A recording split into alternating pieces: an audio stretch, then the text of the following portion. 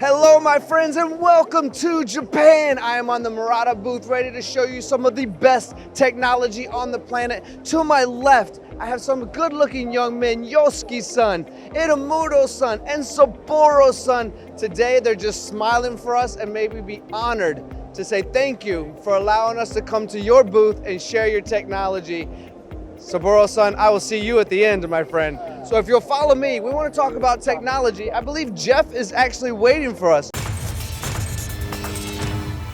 Jeff, how are we doing, my friend? I'm doing great, Tony. It's great to see you here in Japan. Always a pleasure. So I thank you again to all of those amazing Japanese people allowing us to be on the booth. Jeff, you and I are going to talk technology. The technology in everything that I've learned about you guys. The first thing is that automation is in your DNA. But every time I see you, there's a new set of automation being introduced, and it's the next step forward and the next step forward, constantly innovating in a way that really pays attention to being able to do more with less humans through nights and weekends. And I think all of the machines we're gonna see today between you and Ken, we're gonna talk about that type of technology, right? Quite a bit, and that's the key. You know, you mentioned about the evolution. I call it the evolution of technology. You know, when you spent some time with us in June in Charlotte, that was the 50th anniversary of Murata Machinery USA and automation for the past 50 years. So what you're gonna see here today and what we're gonna talk about is exactly that, is the continuing evolution of how do we do more with less. Yeah, well, And as handsome as you are and as average as I am, the audience loves to see technology. So let's invite you guys in to take a look at this machine. Jeff, when I'm looking at this, I already see some gantry loading. I see at least op 10 and 20, maybe multiple parts. But what I'm seeing unique here, if we look a little bit to the left, is this area here that looks like you're actually being able to take carts out and switch them based on finished products. Absolutely, and we, again, talking about automation, how do you do more with less people and less operators? You know, this is the way to provide more parts to the machine, unmanned. Like you mentioned, we do have that. This is an MD120 machine, so it's a live tooling operation doing a process of op 10 and op 20. But it's not so much just about the machine, it's about keeping the machine running, keep the machine going unattended for hours and hours at a time. So what we have here is an automated tray changer system, as well as an automated gantry picking system and automated tray loading system to feed parts. So an operator would wheel in a cart of raw material underneath.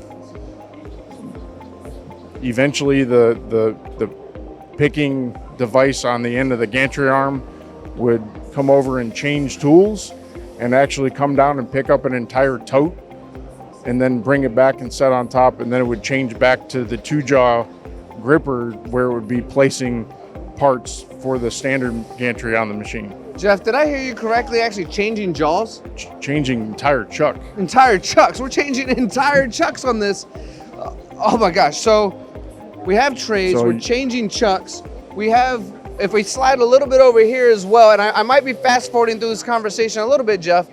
It looks like there actually is parts being blown. What's happening in this area? Are they being blown off, cleaned? Yeah, so part of the key of what we do and what we provide is a complete automated solution. So the gantry, we want to utilize that for as much as we can during the process. So we incorporate, in this case, a very simple blow-off device that once the part comes out, it gets turned around, that chuck up on top, the part turns over from op 10 to op 20, and then we'd take a finished part over there and blow it off to clean off some coolant before it drops it off as a finished part. Jeff, something I'm noticing that when I think about automation in a lot of this world, and I think about automation in manufacturing, is a lot of these processes that I'm seeing happening simultaneously right here are possible, but usually in individual goes, right? You'll take one part, then you take it and you blow it, then you take it off and you maybe put it into measuring or put it into your crate, right? All in sequence, yeah. One after another, which even though it is automated, even though it can run through nights and weekends, you're combining them here. So while it might take 3 minutes to do that same operation on another machine, here it's going to take that 1 minute because it's all happening at the same time. They're all happening at the same time. They're all happening automatically. Again, the focus of Murata Machinery and the products that we design is how do we keep those spindles turning? You're not making money if those spindles aren't turning. So everything that we can do to optimize all of the automation to make sure that the non-cutting time is as little as possible. And the world already knows you guys for the fast gantries. I mean, you have fastest in the world. It's incredible how you're able to do that. When I'm looking here, I'm gonna play that Captain Obvious role because I don't like to overspeak to some of the audience. I want everyone to know exactly what's going on. When I see these turrets in here, and we say op 10 and op 20, so obviously 2 operations. It could be front and back. It could be separate operations based on how much tooling you have here. It could be 2 of the same operation. Could be 2 of the same operation if you want to get more parts out the door. So my Captain Obvious question is, live tooling in here as well? Yeah, this machine, so this is our MD machine, which does incorporate live tooling in every turret station. So 2 10-station turrets, both with live tooling on every station. Where would you say, before we step over to this next piece of technology, that this machine really stands out? Because you and I are obviously speaking English right now. In fact, it's the only language I know, and I barely know that one, although we're in Japan, showing the birthplace of where these machines are. When we're talking to the Western world, where do you think this machine stands out as we bring it all the way across the ocean? Again, I think it's the extremely optimized efficiency of the automation to get as many parts, good parts, at the end of the day as we can. May I ask you, is this setup here that we started the conversation off with, is this somewhat new? So this was developed and recently, and this is the first time we're showing it here at So this JIMTOF. Is the first time. Why didn't we start with that? We should have started with that. Guess we should have started with that. I guess that's why I asked the question, because I hadn't really seen it before. Yeah. So we've done similar tray changing systems, but I guess what's new is the automated picking loader.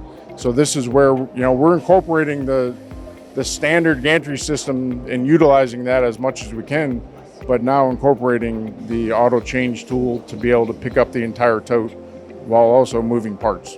So you mentioned earlier, and it kind of blew my mind, about changing chucks as well. And I don't want to just skip over that because I feel like that's an important process to talk about. In your opinion, when we're changing chucks, what does that overall bring to the process of someone who's trying to run autonomously through nights and weekends? So being able to automatically change chucks, I mean, you said it best, it allows you to run autonomously for as long as you need, or as long as you can make that setup. Maybe having multiple parts and being able to change back and forth between multiple parts on a weekend, where at the end of Friday you set it up to run X number of parts and you come in Monday morning and you got 2 carts full of finished parts. Maybe that's an extra 5 or 10% production on the week, almost for free. I like that almost for free part. So would I be able to set this up on a night or a weekend to run 2 or 3 different jobs based on my ability to switch out chucks? Or would it have to be one job through the weekend and then? So it could be, again, it depends on how you set it up. And when we walk to this machine over here, you'll see where we have some automated chuck changing to be able to run, in this case, just 2 different parts. But it could be developed for 3 or 4 or 5 or many. So am I correct in thinking that although I know you guys to be dominant. Dominant is the correct word in this sentence. In the automotive world, this is a very potentially more high mix, low volume situation because you can switch out those chucks? Absolutely, and that's what we'll see on the next machine. Really focusing on that high mix, lower volume. I'm starting to get the feeling you want to go look at that next machine. If you're ready. I'm ready. Are you guys ready? Let's go look at that next machine. All right, as we head over here, what I'm noticing is that your booth is packed with people. That's definitely a good thing. Yeah, we'll have to squeeze our way through here. Yeah, this is the fun part, right? Is being able to see the technology. Normally what's great for me is when they see a camera and microphones, everyone scatters. I don't know what it is about a camera. Yeah, don't run away from me, Jeff, not just yet. All right, we've been kind of segue into this machine and the flexibility of higher mix and lower volumes. We've mentioned chuck changing, and we can see it here, right? Where do we take a look to see what you're talking about? So absolutely. So this is the MSR 60. So this machine was introduced at IMTS a few months ago, brand new. Happy to be there with you, by the way. You may have seen that. Yes. And here we are incorporating an automated tray feeder system for loading and unloading of material. But also we're incorporating on this side not only changing of the gantry chuck to the different parts, but we're also changing out the main chuck jaws on the spindle for cutting automatically. Well, Jeff, I have to ask an immediate question about that changeover. And I know what your answer is going to be, but I have to ask it because I've had problems before. And the problem I've had when I'm switching over a chuck like what we see here is an imbalance of something that's going at 1,000, 2,000, 5,000 RPM, and that vibration or my parts not being good. When we're talking about automated changeover, how accurate is it? How quick is it to switch that over? So I think that's part of the key for automation is being more accurate, being more repeatable. So in this case, now you rely on not a person to decide where the jaw needs to be installed, but the gantry that is repeatable over and over and over can install that chuck jaw in the right place every time. Yeah, I've been into places and I've had conversations with people about automation, just automation as a general rule, being able to run through nights and weekends, and we all want to do it. We talk, it's one of the buzzwords, it's a keyword, it's a hashtag people are using all the time, is automation. But what happens when people are fresh into automation is they don't quite realize the details that go into making sure that when you leave for the night or when you leave for the weekend, that when you come back, those parts are actually good, or that all your tools aren't broken. And then you've now wasted that entire time, wasted expensive material and wasted expensive tooling. So having that precision and that reliability is, I mean, absolutely, obviously important. Very important. You know, in this particular system, we're also showcasing a in-process gauge. So talking about possibly breaking a tool or making a part out of spec, that's something we can catch. So we're not going to run an entire weekend's worth of parts that are not good. Something else I like to say, Jeff, when we talk about automation, and we focus in on that because you guys are so good at it. It's in your DNA, the automation. We've said that before.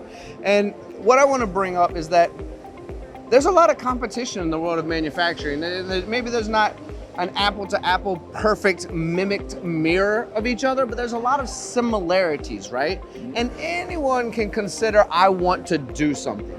But at the end of the day, being able to have either customization, service and support, reliability, the necessities to be showing how to get something done, especially when someone's new to automation, like what happens a lot in the US. We're in Japan, they got automation everywhere. Yep. But in the US, I think almost... Here you can see chuck jaws being changed. Oh, let's take a look. Let's take a look. Now is the perfect time to interrupt me. Sorry to interrupt. I'm very happy you did, because that's the entire thing we wanted to show, right?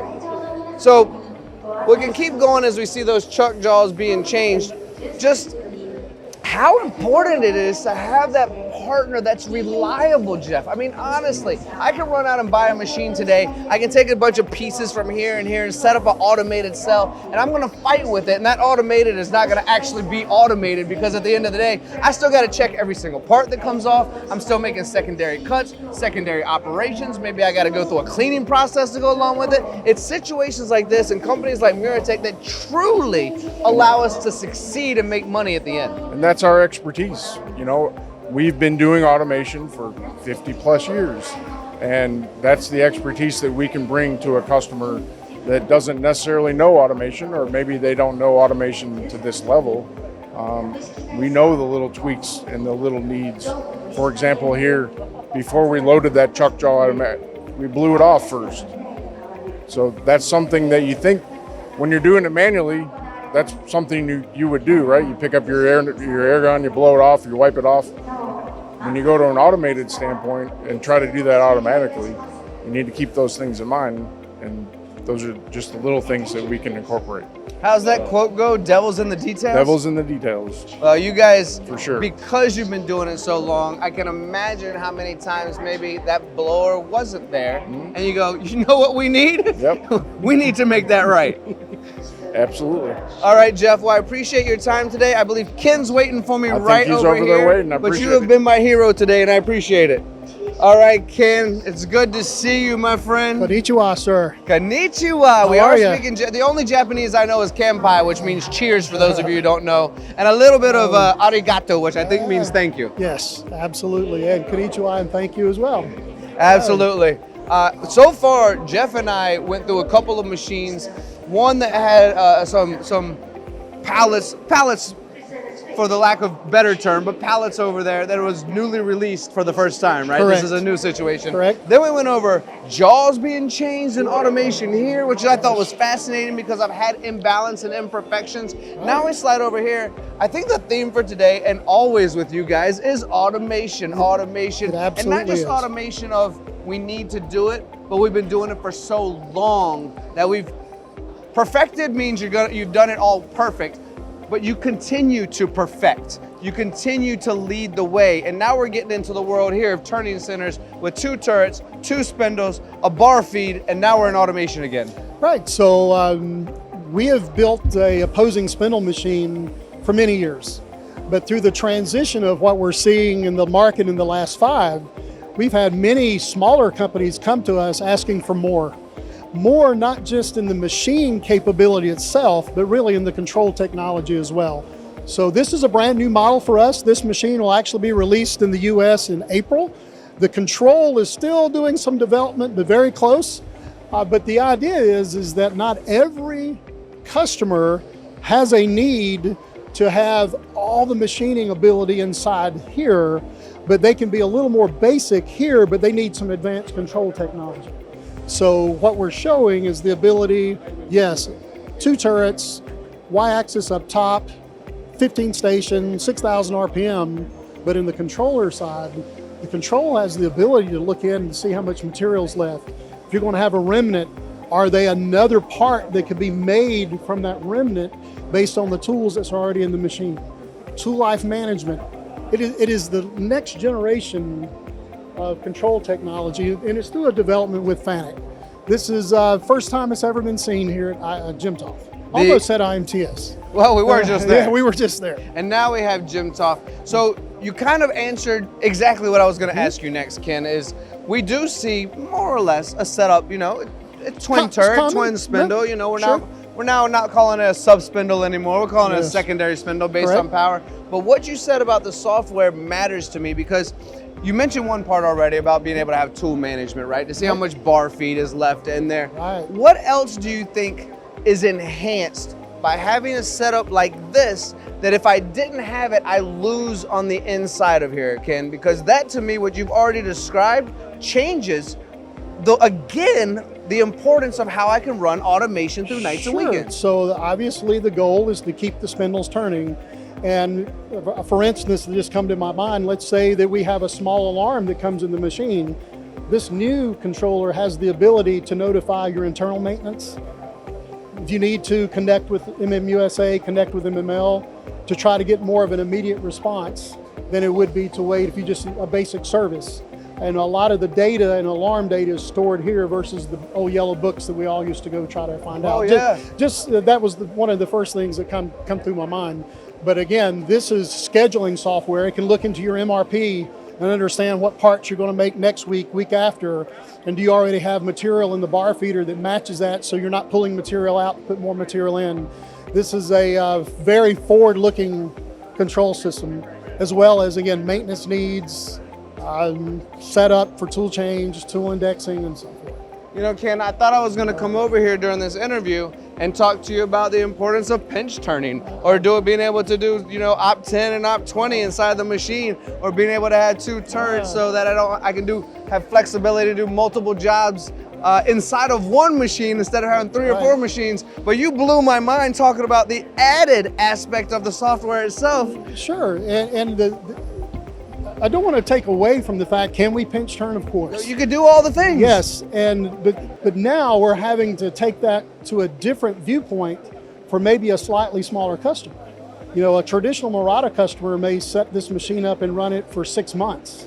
So some of this may not be as needed in the control technology side because they're not totally changing out. But now if you have someone changing twice a day, then there's other areas that affect the throughput of the machine, and that's what's being specifically addressed here. specifically address, whether that's setup, tool change, tool index, tool life, many things that's not so common in the current marketplace. I need to be a little cautious, but yeah, there's a lot coming out here very soon, very soon. Jeff and I spoke about how the machines over here with the automated setup and the ability to switch out jaws and do different kind of parts on the same machine just kind of added to the fact, and I mentioned this over there and I'm going to mention it again, that you guys dominate the automotive world. We all know you there. And you also just mentioned it here about being able to run for 6 weeks or several months on the same job. Correct, yeah. But what I'm starting to see is a theme as we go through this booth here in Japan is you're now starting to reach out and touch some of those higher mix companies, those higher mix and low volumes. The bar feed itself, just as an example, isn't 20 feet long. Correct. You know what I mean? And this software allows you to understand what's going on. I'm really seeing this diversity with Muratec now. Well, that is where this, I say evolve. So labor's hard to get, and it started at the larger companies, which was easier to address. But as it filters down to medium-sized shops, smaller size shops, sure, the automation's important, but these same companies are coming to us needing more. They're saying, look, it's not a matter, can I make the part? I know I can make the part. How can I make the other items around it more efficient so I can keep my spindles turning?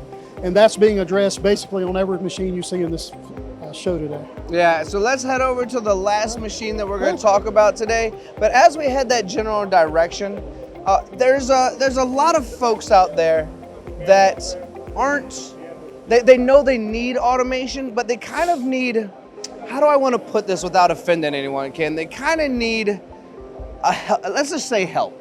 They kind of need, I think pacifier is a rude word, but it could, in a way, it could be the right term. I understand. You know what I'm saying, Sure. right? And we want to be coddled a little bit because some of us, look, don't get me wrong, some of us have an ego and we can do anything we want without ever asking a question, and we might get it wrong, and so be it, we're going to do it ourselves. We're going to do it anyway. But some people are never going to make that investment unless they have a partner like yourselves who will help them through. And the reason why you and I paused here, as our camera guy went a little bit over to the other machine to show what's coming next, is this section here. Now, I know you can read Japanese, but I cannot.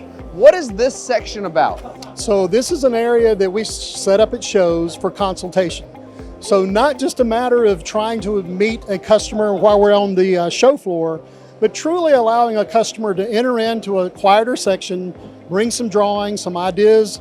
Really, most of the time we get challenges, so just sitting down and explaining what is difficult for them to either automate or to continue to improve production. What is that? And this group, what you see here, these gentlemen address this at virtually every show we do. So anybody can come in, they bring a part or drawing, we'll specifically sit down and try to help them. And a lot of times it's truly just making them feel comfortable, especially if you have a mid-sized shop owner, he's trying to take his first step into automation.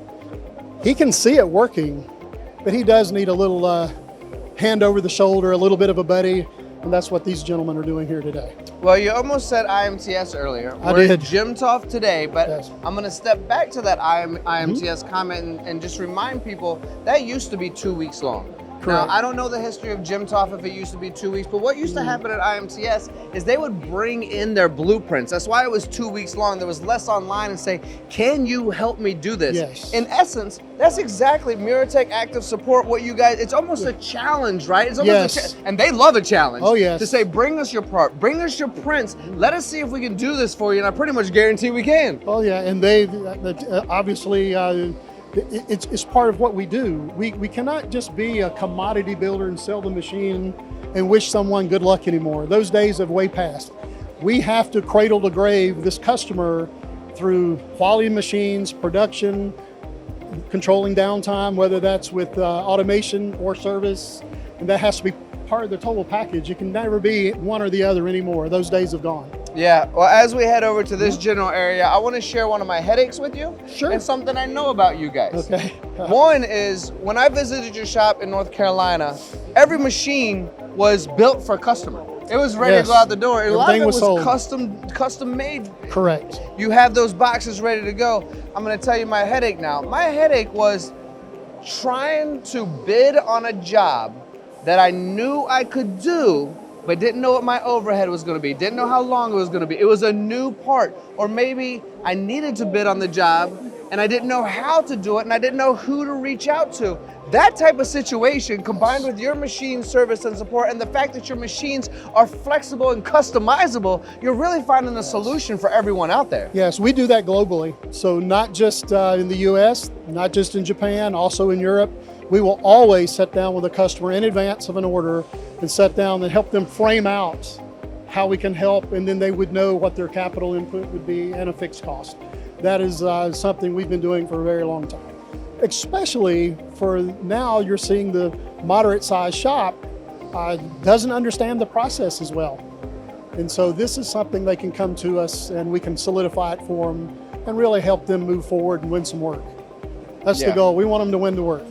That's usually what my headache was when I was in a machine shop and I was doing some of that bidding. All right, let's slide over to this last machine here. Now, you're probably gonna tell me all the things I'm gonna get wrong in this introduction, but if I'm looking at this, just quickly, I'm going, wait a second. I'm part loading automated. I'm putting it into my machine. It's prepping for the next part. Then I have my op 10, my op 20. I got my gantry, which I know you guys have the fastest in the world. And then I look on the other side and my part is being measured. So am I going from either raw blank or wherever I choose to put it into the machine all the way to going into a box of a proven finished product? Yes, that is what we're showing here is bin picking actually two different parts. So there's not one part, but two different parts. Bringing it into an orientation so we know we have the grip correctly prior to going into the automation of the machine. Op 10, op 20, obviously turn around and out to measure. And then if we just wanted to continue to show this, the tray system that you've seen earlier with Jeff, we could actually have a similar tray system on this side and start packing out those parts. You know, I've talked with you enough, but just in case someone out there was living under a rock and hadn't seen the videos that you and I created before, your systems can often be similar to how we've described it previously as Legos, right? Correct. Well, you just described, or we can have the area over after measurement where you put it into a bin and you move it into whatever the next stage might be. It really can be the creative aspect of what does a customer, what does a client need? Yeah, so the Legos, we've started adapting that term after Have you said really? it. Oh, yes. But it's important to understand that we're trying to limit the engagement. Meaning that, okay, if we can go ahead and pack out a part, if we can put it into the bin simply to go to the next process, now that is something that a person does not have to do. And seldom does anybody lose work, meaning the person, they just get redeployed to another area, they're used for other things. But this simplifies that process. And as we always make the joke, the automation, you know, it doesn't take a break, it doesn't go to lunch, and it just keeps running. And you know, the other thing with the Legos is we're showing a twin here. Always bring up that we have the ability to put a single spindle in. We need to balance the two operations. So it's not uncommon to get a very big imbalance between the two. So we can Lego in that third spindle and get it right where we want it. Yeah, I agree with you 100%. Something I want to bring up based on being into so many machine shops here, Ken. And I think this is going to be somewhat of an obvious statement. I say obvious sometimes because maybe I've seen too much at this point, so maybe it's not obvious and I don't want to be rude to somebody who hasn't seen it, but you and I have seen a lot. So what I'm about to describe to you, I think is maybe not something that's always considered by someone who's getting ready to implement automation into their shop. So I'm going to tell a story to the audience watching right now, to you, and I know you've seen it before. I see this cobot here. I know a cobot is our collaborative robot. Oftentimes what I see in a cobot situation is its flexibility to go to a main door and load and unload from the main door. The main door itself is sliding open and sliding closed. And that itself means the machine is not working. The machine spindle is not cutting. The reason I bring up stories like this, and I could talk to you for the next 20 minutes about what I see on this machine that I've seen in other places that do not keep the spindle spinning. So I'm gonna quickly go over. What I see here is a cobot running, loading parts, making sure it's oriented to go into the machine while the machine is running, while the pieces up here are prepping for the next stage, while it goes into the probe station over here to make sure it's all measured, and then it can be put into a box on the opposite side. But all of what is happening in this entire process is happening at the same time instead of needing each piece to happen separately. That is automation. That is automation, and that's what allows the throughput to be continually high, but also continually stable. I think from time to time that we lose sight that you're shooting for so many parts per hour, but you want that to be stable, so consistent. And doing what we're showing here allows those numbers to be consistent day in and day out, not just 2 good days and 2 bad days. This is what allows, and if you also notice, we're standing directly in front of the machine. So if we're loading through the doors, we have safety fences, or we're kind of having to get away a little bit to make space. But in this case, we can utilize all the space in front of the machine. You know, we started this off introducing some of your Japanese colleagues. Yes. We went through a couple of machines with Jeff and a couple of machines with you. And I think we really could stand here and talk for another 20 minutes, because now I want to talk about floor space. Yes. We could talk about, because you have a gantry loader and there's nothing taking up but we have to, I'm not sure how long these folks are gonna, as much as they love us, Ken, I'm not sure how much longer they're gonna stick around. But if you wanna know more about Murata and Ken and Jeff and all the folks in the automation and how they can improve your shop, whether it's high mix, low volume, or high volume, low mix, totally up to you, but give these guys a shout. They've been doing this for a long time. And what I wanna do as we bring this conversation full circle to a close is I wanna go back to my friend Saburo. Now, Saburo, I was gonna make the joke earlier, but I'm in Japan and I try not to make too many American jokes here, but I'm gonna do it anyway because he laughed earlier, is that he's delicious like Sapporo. That's how I could remember the name Saburo. But Saburo is our international guy. What I wanna do here, if Jeff, I see him smiling in the background. Can we put the camera over there? He's smiling over there. There we go, there we go. But what I want to do is I want to connect the audience, not just to the American friends that I have, but to the Japanese side as well. So when you make a phone call, when you're making sure that your parts are good, when you have a question about your machine, the service, where it all comes from, the genesis, the birthplace of how it's constructed through years, decades, centuries of work, these are the types of people you get to work with firsthand. So Saburo, any closing messages that you'd like to offer the audience? I know you've been in the US quite a while previously, and you're here in Japan now, but I kind of wanted the world to see who you are. Okay. So I'm Saburo Fukumori at Murata Machinery. Actually, I've been working at Murata Machinery USA with them for 5 years, and now I oversee overseas sales department. Actually, yeah. For all over the world, right? All over the world, basically. Are you ever stressed out? No, You're, I'm enjoying. You are a good man. I can appreciate the whole world, guys. Sapporo is a good man. I told you he was a good man. Any closing statements for everyone? We've talked about automation all day, Jeff, Ken. We've seen all of the advancements that can really allow a shop to work, and even a place that says, challenge us with your part, we're gonna make it good for you. So any closing statements for our audience watching right now? No, I think what you just said is the closing statement. Please challenge us. Please bring us that part. Let us see what we can do with it. A lot of times, between a uniqueness of thought and some maybe experience tied together, we can really help customers make more parts. Well, thank you for inviting myself, MTDCNC, and the entire world to see your booth here in Japan. It's been such a pleasure. I believe we might even see some sumo wrestlers. We may see a little sumo wrestlers later. Yes. That sounds amazing. Thank you all for watching. This is Muratec. This is automation. This is automation improved. We'll see you again soon.